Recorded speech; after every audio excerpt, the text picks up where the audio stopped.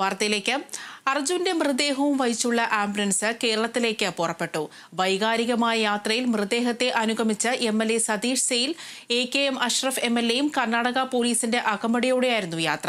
കർണാടക സർക്കാർ പ്രഖ്യാപിച്ച ധനസഹായവും അർജുന്റെ കുടുംബത്തിന് കൈമാറി. അപകടമുണ്ടായ ഷിരൂരിൽ 5 മിനിറ്റോളം നിർത്തിയിട്ടാണ് യാത്ര തുടർന്നത്.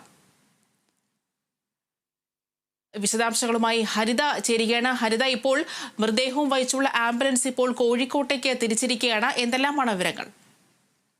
അനുപ്രിയ, അല്പസമയം മുൻപാണ് അർജുന്റെ മൃതദേഹവുമായി വെച്ചുള്ള ആംബുലൻസ് ഷിരൂരിൽ നിന്ന് നാട്ടിലെ കണ്ണാടിക്കലിലെ വീട്ടിലേക്ക് തിരിക്കുകയുണ്ടായത്.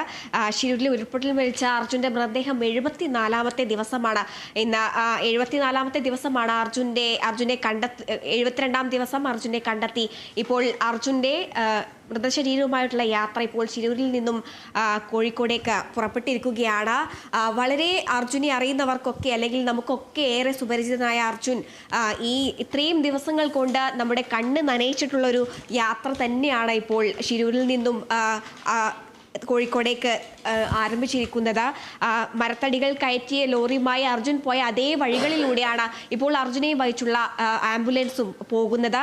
വളരെ ദുഃഖകരമായിട്ടുള്ള ഒരു മുഹൂർത്തം തന്നെയാണ് ഇതെന്ന് പറയേണ്ടിയിരിക്കുന്നു അനുപ്രിയ. അതേസമയം തന്നെ അർജുനുമായുള്ള ഈ മടക്കയാത്രയിൽ ഷിരൂരിൽ ഏറെ ദുഃഖകരമായിട്ടുള്ള, ഷിരൂരിൽ എത്തുമ്പോൾ വളരെ കനത്ത മഴയാണ് അവിടെ കാണാൻ സാധിച്ചത്.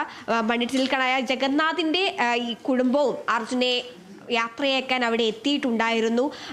ഏറെ ദുഃഖകരമായിട്ടുള്ള ഒരു യാത്ര തന്നെയാണ് ഇത് സാക്ഷ്യം വഹിക്കുന്നത്. അതേസമയം തന്നെ കർണാടക പോലീസിന്റെ സുരക്ഷയിലാണ് ഇപ്പോൾ മൃതദേഹം നാട്ടിലെത്തിക്കുന്നത്. അർജുനെ വഹിച്ചുകൊണ്ടുള്ള ഈ യാത്രയുടെ ചെലവടക്കം കർണാടക സർക്കാരാണ് വഹിക്കുന്നത്. സഹോദരൻ അഭിജിത്തുണ്ട്, സഹോദരി ഭർത്താവ് ജിതിൻ അടക്കമുള്ളവർ ഈ ഒരു യാത്രയിൽ അർജുന്റെ കൂടെ ഉണ്ട്. ആംബുലൻസിലെ കർണാടക പോലീസ് അനുഗമിക്കുന്നുണ്ട്. മഞ്ചേശ്വരം MLA MK അഷ്റഫും കാർവാർ MLA സതീഷ് സെയിലും മൃതദേഹത്തിനോടൊപ്പം നാട്ടിലേക്കുള്ള യാത്രയിൽ അർജുന്റെ ഒപ്പമുണ്ടെന്നാണ് അറിയാൻ സാധിക്കുന്നത്.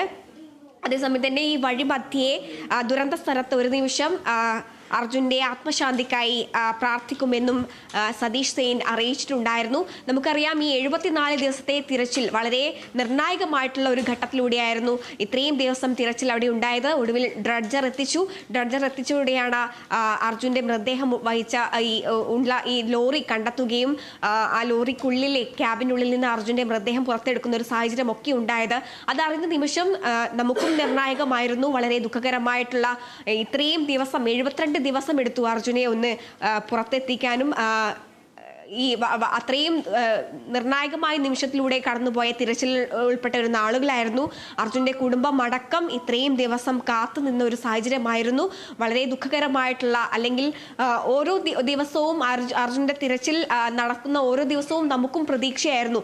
ഇന്ന് കണ്ടെത്തുമോ നാളെ കണ്ടെത്തുമോ എന്നുള്ള ഒരു പ്രതീക്ഷയോടെ നമ്മളടക്കമുള്ളവർ കാത്തുനിന്നു. ഒടുവിൽ അതിനൊരു അവസാനം ഉണ്ടായിരിക്കുന്നു.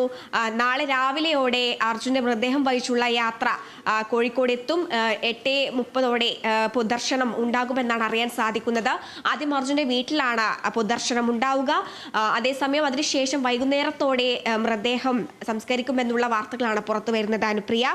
എങ്കിലും അർജുനെ വഹിച്ചുള്ള ഈ ഒരു യാത്രയിൽ കർണാടക സർക്കാർ MLA അടക്കമുള്ളവർ അർജുന്റെ വാഹനത്തെ അനുഗമിച്ചുകൊണ്ടുണ്ട്. അതേസമയം തന്നെ അർജുന്റെ ലോറിയിൽ നിന്ന് കിട്ടിയ അർജുൻ്റെതായിട്ടുള്ള സാധനങ്ങളടക്കം മറ്റൊരു വാഹനത്തിൽ അർജുന്റെ ആംബുലൻസിന് പുറകിലായിട്ട് കൊണ്ടുപോകുന്നുണ്ട്.